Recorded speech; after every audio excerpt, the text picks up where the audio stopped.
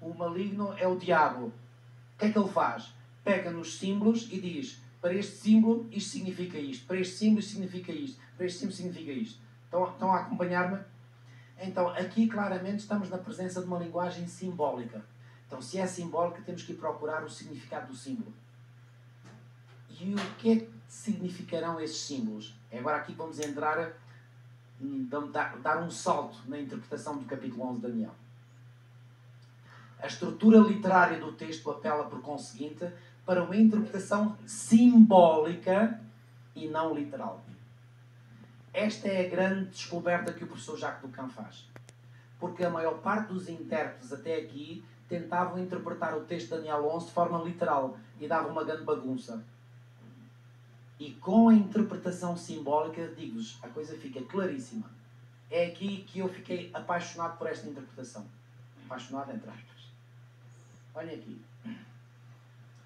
A expressão norte-sul, vamos começar por aqui. Se isto é simbólico, então norte-sul deve ter um significado simbólico. Então o que é que o intérprete deve fazer? Deve ir procurar na Bíblia onde é que a expressão norte-sul aparece. Que é para ver se consegue extrair daí um significado.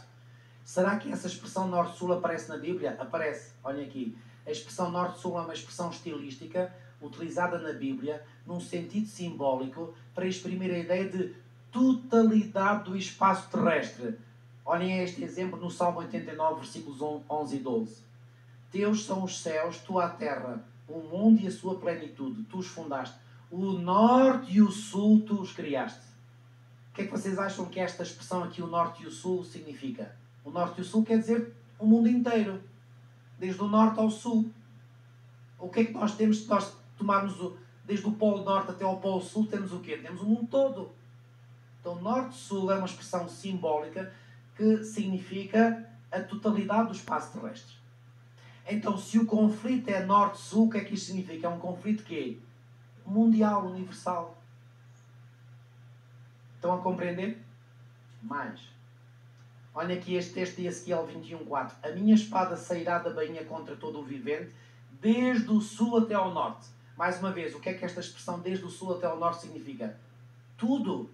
Engloba tudo, não há nada que fique de parte. Ok?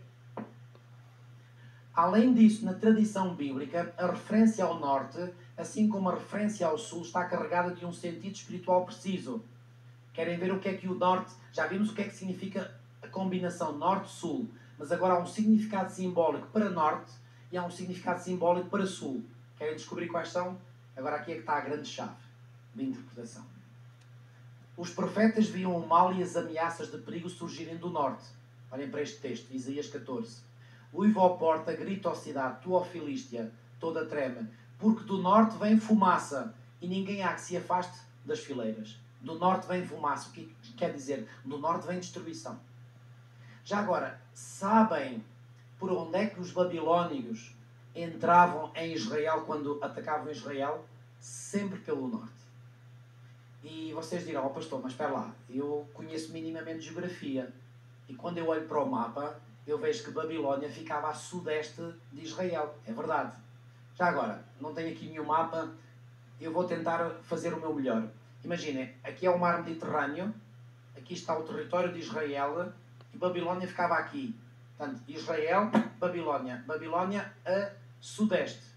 Então, porquê é que os babilónios não vinham na direção noroeste? Sabem porquê? Porque aqui no meio havia o deserto da Arábia. E era muito difícil atravessar esse deserto. Então o que é que os babilónios faziam?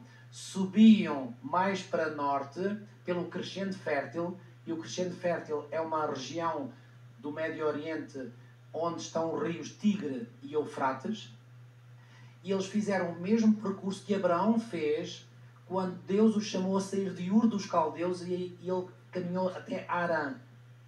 Essa era um itinerário que era fácil de se fazer, porque era junto aos rios, não era tão havia tanto calor, havia água, eles podiam beber água do rio. Então o que é que os babilónios faziam? Eles subiam mais para norte, até mais ou menos Arã, e depois de Arã desciam para sul para invadir Israel. Por isso é que os babilónios invadiam sempre Israel pelo norte. Então, para os judeus, as invasões do norte estão associadas à Babilónia. Estão a entender? Ok. Disse-me o Senhor, do norte se derramará o mal sobre todos os habitantes da terra. Isto é uma profecia de Jeremias que se referia às invasões, foram 3, que os babilónios iam fazer a Judá. Ok? O habitante de Israel sabia que os exércitos babilónicos vinham do norte. Daí que na mentalidade judaica, Babilónia, o poder usurpador de Deus, tenha sido rapidamente associado ao norte. Mais, é verdade que esta simbologia encontrava no Antigo Médio Oriente um terreno favorável, uma vez que, segundo a mitologia cananeia, era no norte que residia o deus Baal, ainda pior. E já agora, não é por acaso que na mitologia pagã o rei Baal habitava no norte. Vocês já irão perceber porquê. Sabem que na mentalidade dos pagãos nem tudo é errado. Às vezes o que é que acontece? Há uma verdade que é distorcida. E se nós conseguirmos corrigir a distorção, muitas vezes nós retiramos daí uma verdade também. Por exemplo, a Bíblia fala do relato do dilúvio. Vocês sabem que na maior parte das civilizações antigas há relatos sobre uma grande inundação, um dilúvio também. Só que esse relato já está um bocadinho desfigurado. Mas uma coisa une todos esses relatos, é que houve uma inundação, houve um dilúvio. Qual é a conclusão lógica? Houve um dilúvio. Estão a perceber? O profeta Isaías exprimiu bem toda esta associação de ideias no seu motejo contra o rei da Babilónia. Olha aqui, tu dizias no teu coração, quem é que dizia? Nós sabemos quem foi, Lúcifer. Eu subirei ao céu, acima das estrelas Deus exaltarei o meu trono, e no monte da congregação me assentarei aonde? Nas extremidades do norte, serei semelhante ao Altíssimo. Então o que é que o norte, em termos simbólicos, significa? O norte simboliza o poder de Babilónia, e o poder de Babilónia é um poder que tem um espírito que deseja estar no lugar de Deus. Já perceberam então o que é que simbolicamente o norte significa? Recapitulando, norte-sul, o que é que significa? Totalidade do espaço terrestre. Agora, o norte só individualmente, o que é que significa? Babilónia. E o que é que Babilónia representa? Que espírito é que Babilónia tem? Um espírito usurpador. Um espírito que é o mesmo espírito de Lúcifer, de querer estar no lugar de Deus. Atenção que o espírito de Babilónia não nega a existência de Deus, mas quer estar no lugar de Deus. Então já identificamos simbolicamente o que é o norte. Está claro? Ou alguma dúvida? Muito bem. Já demos um passo muito importante. Agora vamos tentar descobrir o que é o sul. Ok? Por outro lado, o sul simboliza na tradição bíblica o poder humano sem Deus. Como é que nós podemos chegar a esta conclusão? Vamos ver. A referência ao sul é associada ao país do Egito. E em Daniel 11:43 faz referência a isso. E o Egito faz lembrar as asserções orgulhosas de negação de Deus feitas por Faraó. E sabem que Faraó, quando foi confrontado por Moisés e Arão, quando Moisés e Arão foram lá pedir que Faraó, que era o monarca do Egito, deixasse sair o povo, o que é que ele disse? Êxodo 5:2. Quem é o Senhor para que lhe ouça eu a voz e deixe ir a Israel?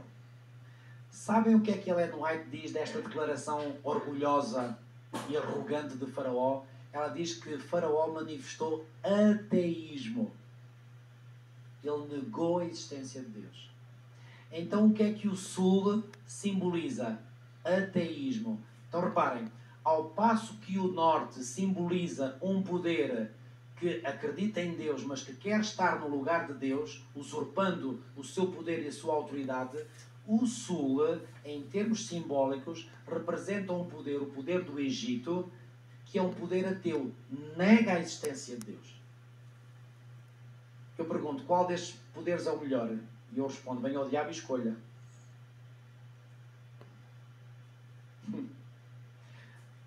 Em termos geográficos, o rei do norte, Babilónia, o rei do sul, Egito. Babilónia por causa daquelas voltas que eles davam para vir pelo norte. Só por isso. O rei do sul, bom, aí o Egito ficava mesmo a sul de Israel. Então reparem, qual é a mentalidade melhor? Nem a de Babilónia, nem a do Egito. A melhor mentalidade é a de Israel.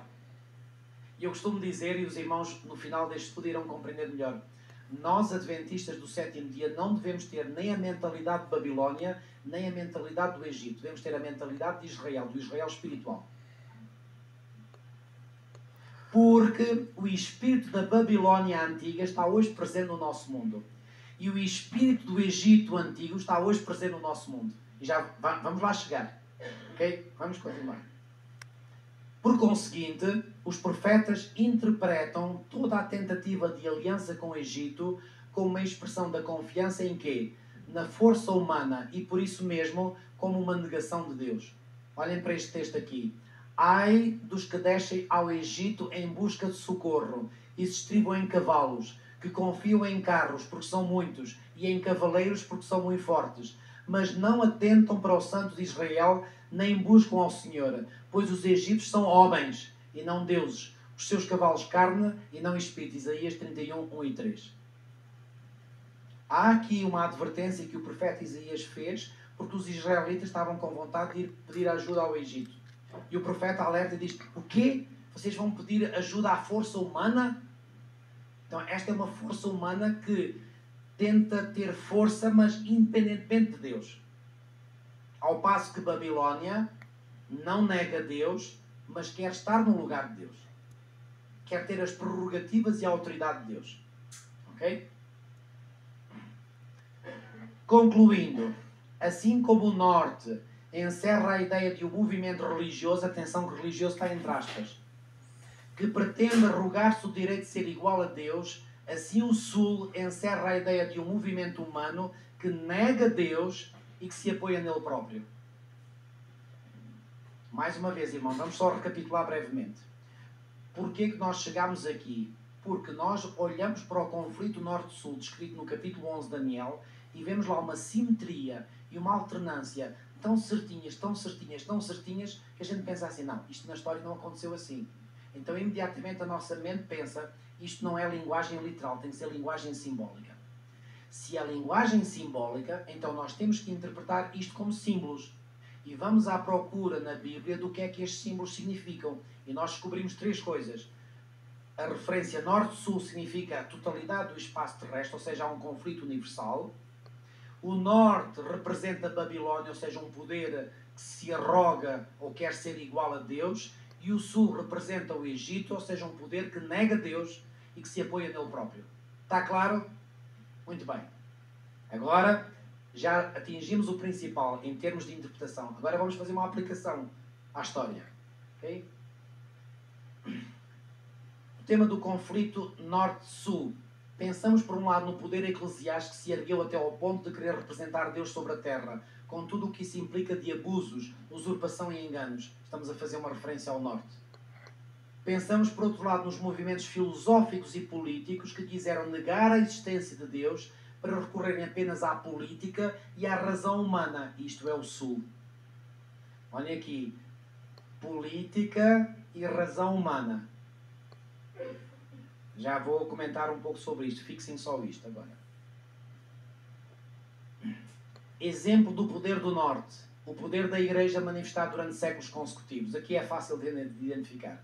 E como eu vos disse há pouco, não há quase diferenças de opiniões quanto à identificação do poder do norte. O poder do norte, Roma papal. Ponto final, parágrafo. Agora, exemplos do poder do sul. Também não é muito difícil encontrar. Exemplos do poder do sul.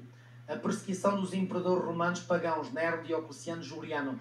Roma pagã foi um poder que manifestou o espírito do rei do sul.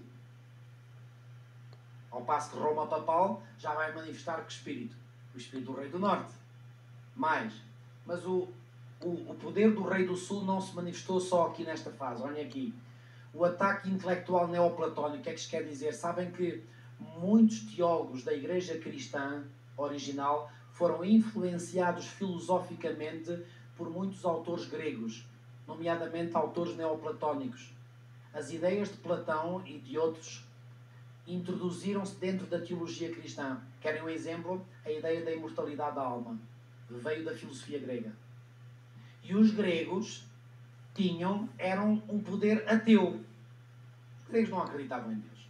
Era só, reparem, não é por acaso que se diz que a filosofia nasceu aonde? Na Grécia. E a filosofia faz apelo apenas à razão humana. É a mente humana a pensar por si, independentemente de Deus. Então, Grécia, o poder grego, representou o poder do sul por excelência. E esse poder da Grécia Antiga continua a manifestar-se ainda nos nossos dias. Já iremos ver.